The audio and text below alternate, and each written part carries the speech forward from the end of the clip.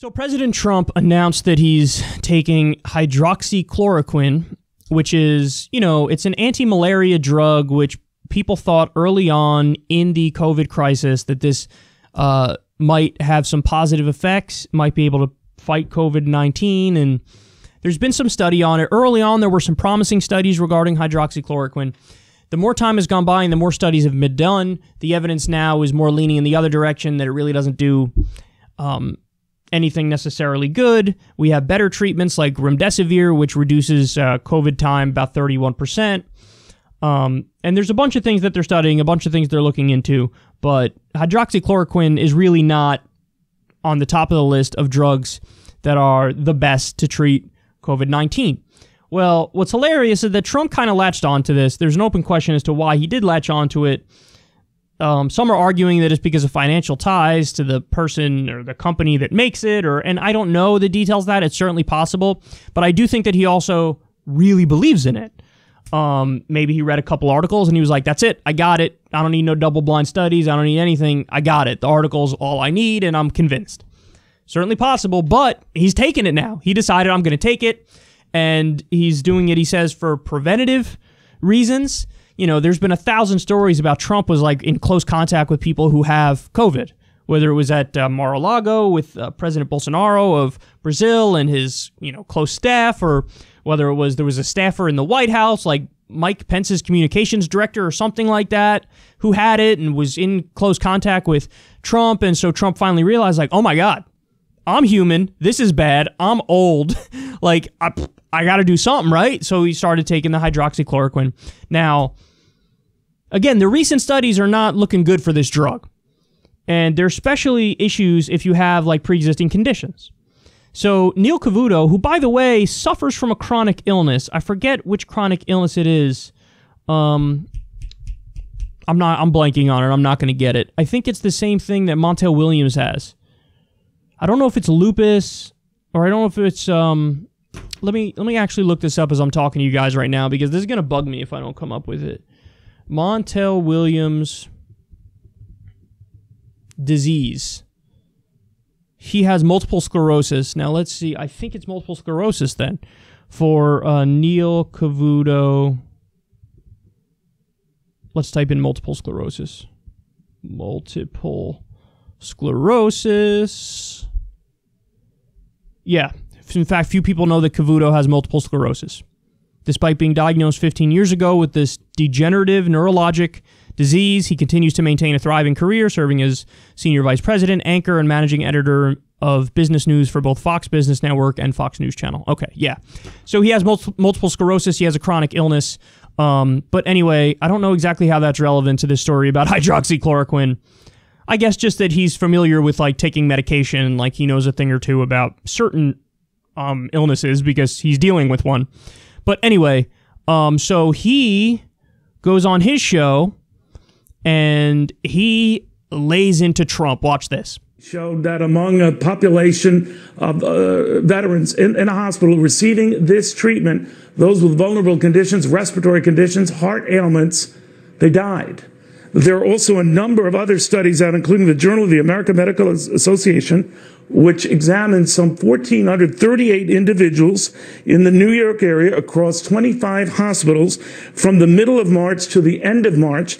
The study was a real chance to look at the benefits that the president insisted were hydroxychloroquine. They concluded that among residents hospitalized in metropolitan New York with COVID-19, the treatment or both compared with neither treatment, no statistical differences. A second study done by Jacek Jeleris and colleagues at the New York Presbyterian Hospital, Columbia University Irving Medical Center in northern Manhattan from March 7th to April 8th also showed there were no visible differences, that the risk of intubation or death was not significantly higher or lower among patients who received hydroxychloroquine versus those who did not. The VA study to which the president alluded wasn't a loaded political one. It was a test on patients there, and those who took it in a vulnerable population, including those with respiratory or other conditions, they died.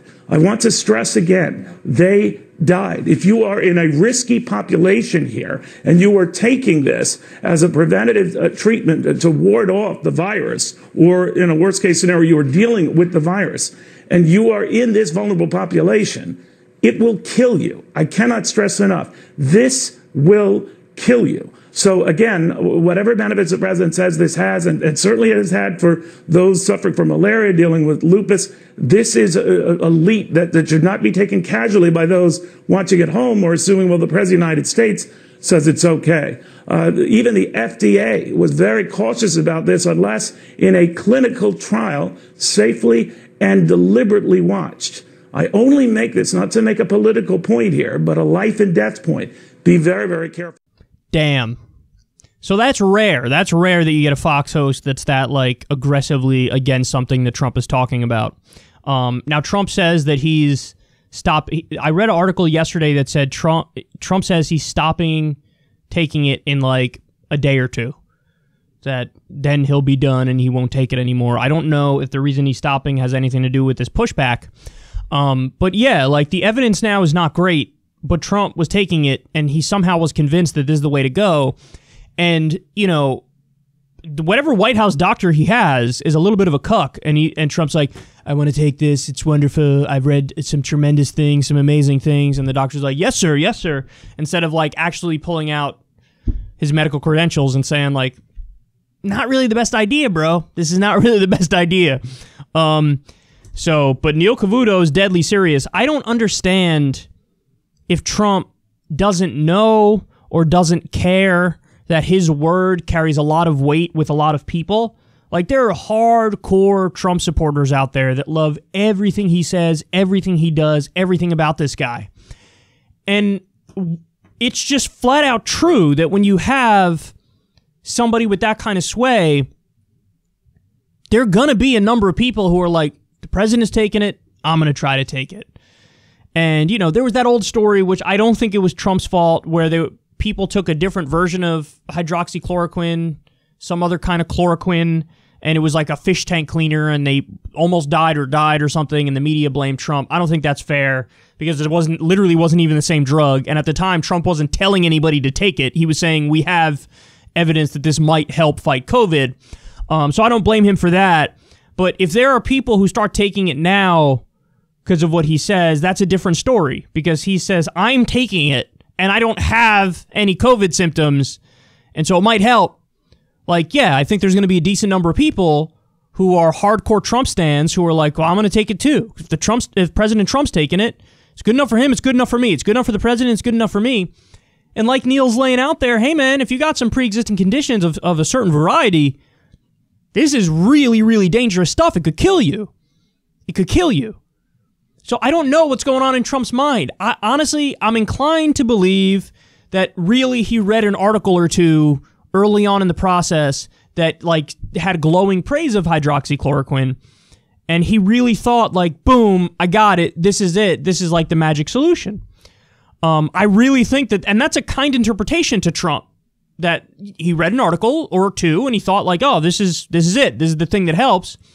And so that's why he's doing it. But yeah, the fact that he was so easily convinced and kind of wrongly convinced of that, and now he's acting on it, that does make it so that a lot of other people would be like, yeah, I'll try it too and I'll have it too. And it's just not, like, dude, you're not a doctor, Don.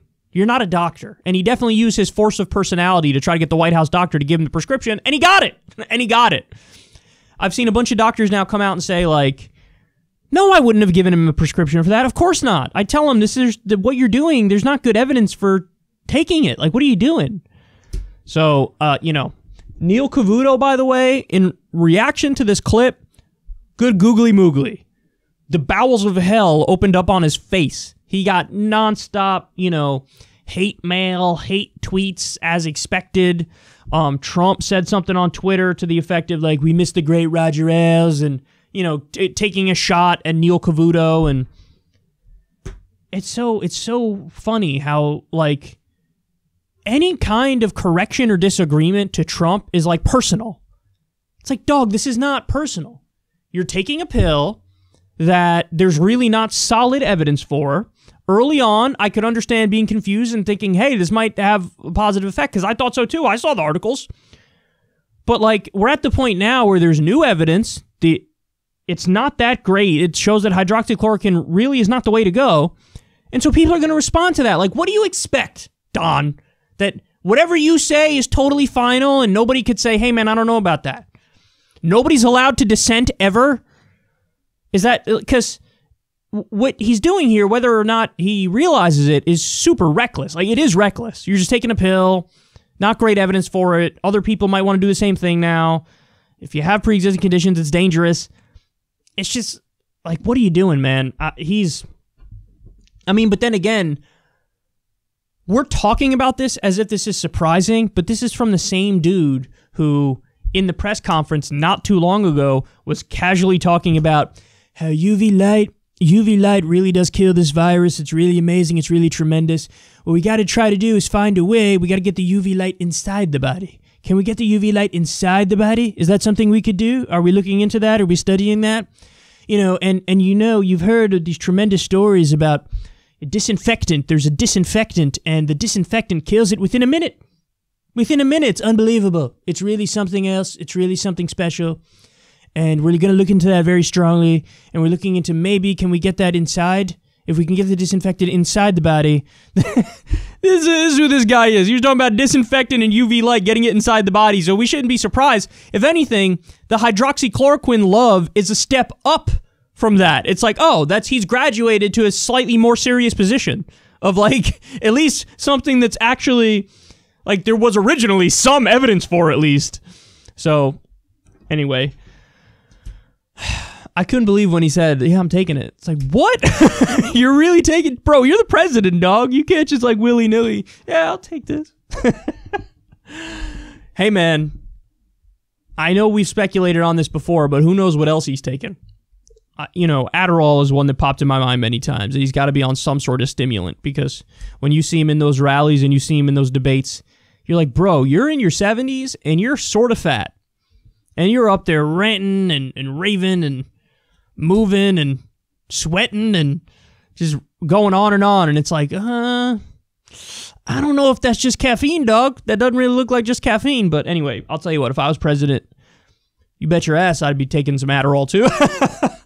You got to work from... Well, he's not working from sunup to sundown, but as a general rule, if you're president, you want to work from sunup till sundown trying to solve the world's problems, and you need some energy. So sometimes you got to do a little Adderall here and there. You know what I'm saying? Anyway, this is a weird way to end the clip, but there you have it. Neil Cavuto got holy hell rained on him for being like, that's not exactly medically sound, man, talking to Trump about his hydroxychloroquine use.